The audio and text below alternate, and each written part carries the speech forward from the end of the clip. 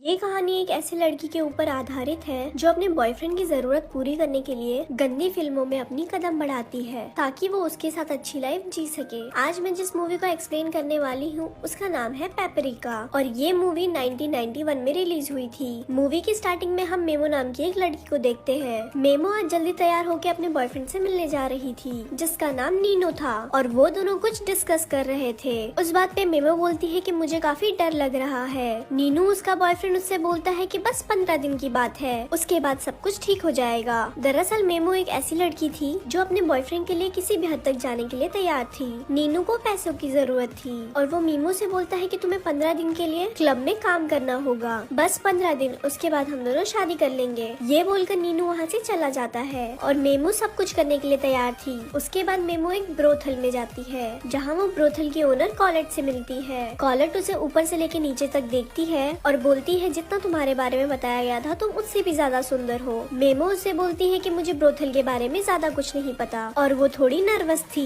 जिन लोगों को नहीं पता उन लोगों को मैं बताना चाहूंगी, ब्रोथल एक ऐसी जगह है जहाँ लड़कों की प्यास बुझती है। उसके बाद कॉलेट मेमो से बोलती है ब्रोथल का एक दिन का एक्सपीरियंस बाहर के 10 साल जितना होता है और धीरे धीरे यहाँ तुम सब कुछ सीख जाओगी। उसके बाद कॉलेट उसे उसका कमरा दिखाती है और बोलती है यहाँ तुम्हें तुम्हारा एक प्राइवेट रूम भी मिल जाएगा और तुम्हें क्लाइंट भी मिलेंगे, बदले में तुम्हें तुम्हारे कमाई का 50% मिलेगा। उसके बाद कॉलेट मेमो को वहाँ की बाकी लड़कियों से मिलाती है। कॉलेट सबसे बोलती है तुम्हें अपने कस्टमर का ध्यान रखने के लिए अपनी बॉडी को मेंटेन करके रखना होगा। वहाँ की एक लड़की मेमो से आके पूछती है कि तुम्हारा पिम्प कौन है और मेमो कुछ समझ नहीं पाती। उसके बाद मेमो को डॉक्टर के पास ले जाया जाता है। डॉक्टर मेमो को सब कुछ उतारने के लिए बोलता है। जब डॉक्टर मेमो का बॉडी चेकअप कर रहा था तब वो मेमो को समझाने की कोशिश करता है कि आखिर तुम ये काम क्यों कर रही हो। मेमो बोलती है कि मैं ये सब कुछ अपने बॉयफ्रेंड के लिए कर रही हूँ और 15 दिन के बाद मैं ये सब कुछ छोड़ दूंगी और उसके बाद मैं और मेरा बॉयफ्रेंड शादी करके एक अच्छी लाइफ बिताएंगे। नेक्स्ट दिन कॉलेट मेमो को सबसे पेपरिका नाम से इंट्रोड्यूस कराती है जिसका लॉजिकली मतलब होता है लाल तीखी मिर्च। क्योंकि मेमो सुंदर तो थी लेकिन उसकी जुबान भी बहुत ज्यादा तेज थी।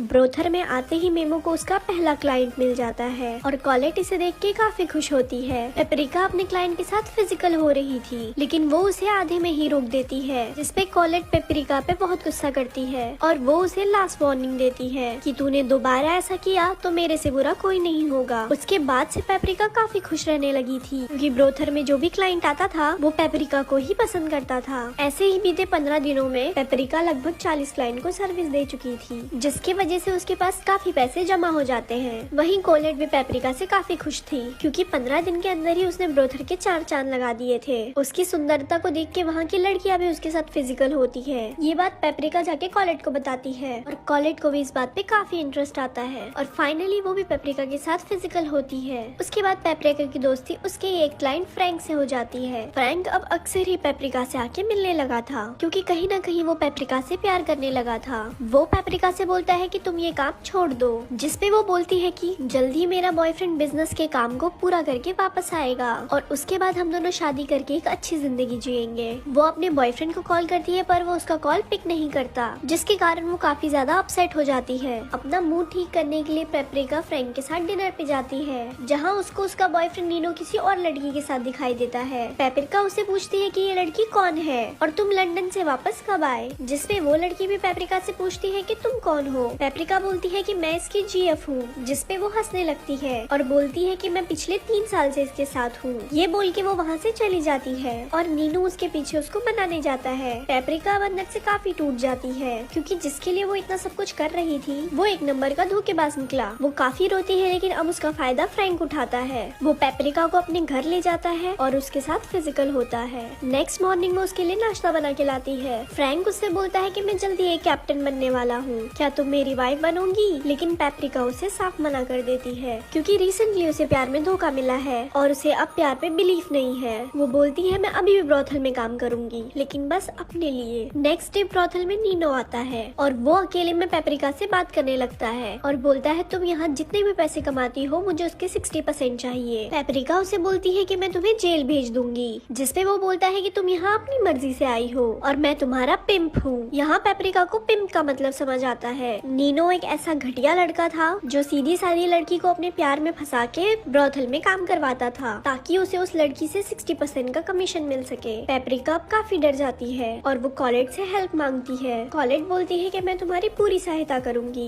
नेक्स्ट डे एक दूसरी लड़की का पिंप उसे बहुत मारता है क्योंकि उसने उसे कमीशन देने से मना कर दिया था। ये देख के पेपरिका काफी डर जाती है और वो डिसाइड करती है कि वो ये ब्रॉथल को छोड़ के एक दूसरे शहर चली जाएगी और वहाँ पे कोई अच्छी सी जॉब करके अपनी लाइफ बिताएगी। और नेक्स्ट डे पेपरिका यहाँ से निकल जाती है, लेकिन रास्ते में उसे उसी लड़की का पिंप दिखाई देता है जिसने उस लड़की को मारा था। वो पेपरिका को पहचान लेता है और जबरदस्ती ट्रेन में उसके साथ फिजिकल होने लगता है। तभी सीन स्विच होता है और हम पेपरिका को नॉर्मल कंडीशन में उसी लड़की के साथ देखते हैं। वो पेपरिका से बोलता है कि मैं तुम्हें एक अच्छी एक्ट्रेस का जॉब दिलाऊंगा, लेकिन वो साफ मना कर देती है क्योंकि उसे अब किसी पे भरोसा नहीं है। उसके बाद पेपरिका एक बार क्लब में जॉब के लिए जाती है, लेकिन वहाँ का ओनर उसे एक अलग ही तरह से ट्रीट करता है और वो पेपरिका को रिजेक्ट कर देता है क्योंकि उसी पिंप ने बार के ओनर से पेपरिका को जॉब देने के लिए मना कर दिया था। कहीं ना कहीं वो पिंप पेपरिका से अपना कमीशन बनाने के लिए सोच रहा था। अब उसके पास कोई ऑप्शन नहीं था और वो उसी पिंप के कहने पे एक नए ब्रॉथल में काम करने लगती है और उस पिंप के जाल में फंस जाती है।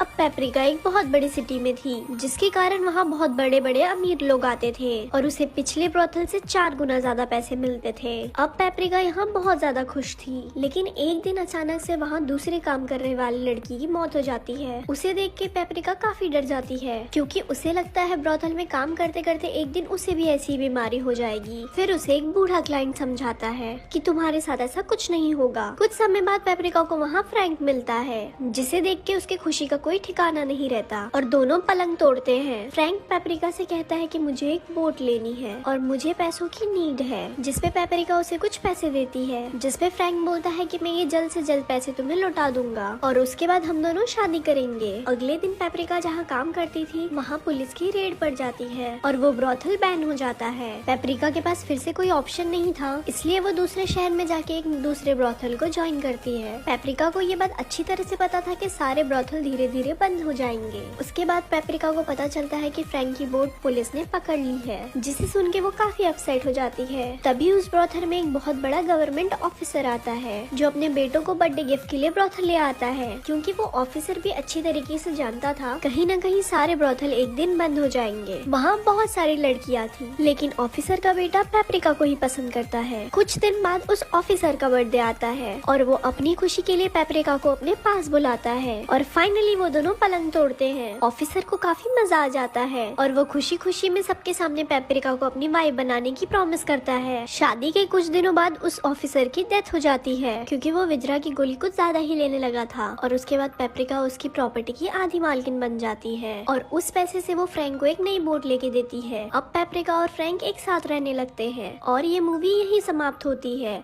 ऐसी और मूवीज जानने के लिए हमारे पेज को लाइक करें। धन्यवाद।